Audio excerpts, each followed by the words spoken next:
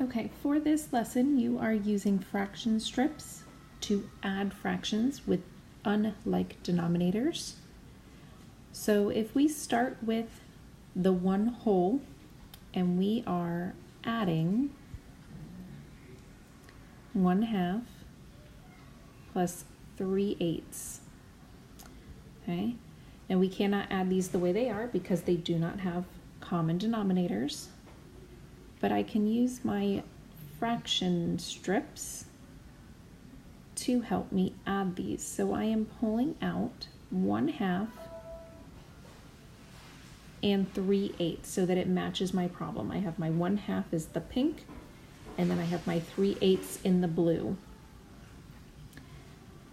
Now, I can continue to use my 1/8 to find out how many 8s are equivalent or equal to 1/2. So if I pull these out, I can see that 4/8 is equivalent or equal to 1/2. So now when I'm adding these two fractions together, I can use 4/8 in place of 1/2. So I could do 4/8 plus 3/8, which would equal 7/8. And I can check my work by using my model, by counting my 8s. I have 1, 2, 3, 4, 5, 6, 7. So I have 7/8. So 1/2 plus 3/8, my original problem, is equal to 7/8.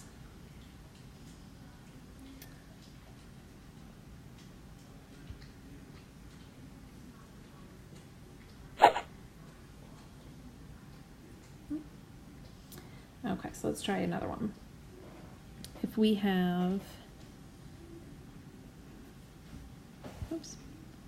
1/2 plus 2/5. Okay, so I'm going to start the same way. I'm going to bring out my 1 whole. I'm going to bring out my 1/2. Then I'm going to bring out 2/5. So there's 1/5. And there are 2/5. Okay, now this one's a little trickier because if I try and match up fifths to my half, you can see they don't line up perfectly like the 8ths did on the last one. So for this one, I need to find, keep that one, let's move that one. I need to find,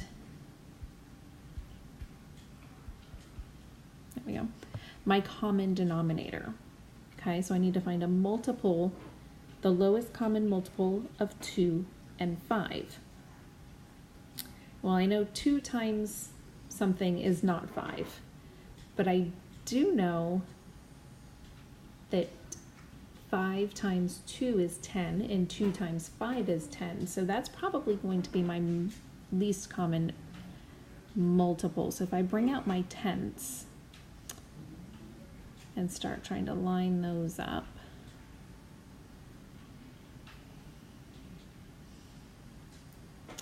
I see that 5/10 is the same as 1/2.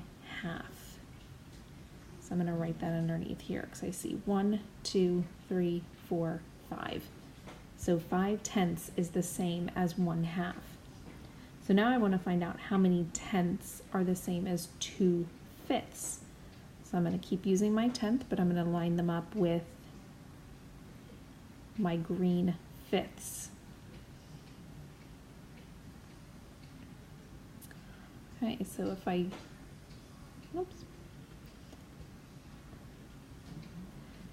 So if I look here, I have 1, 2, 3, 4/10 is the same as 2/5.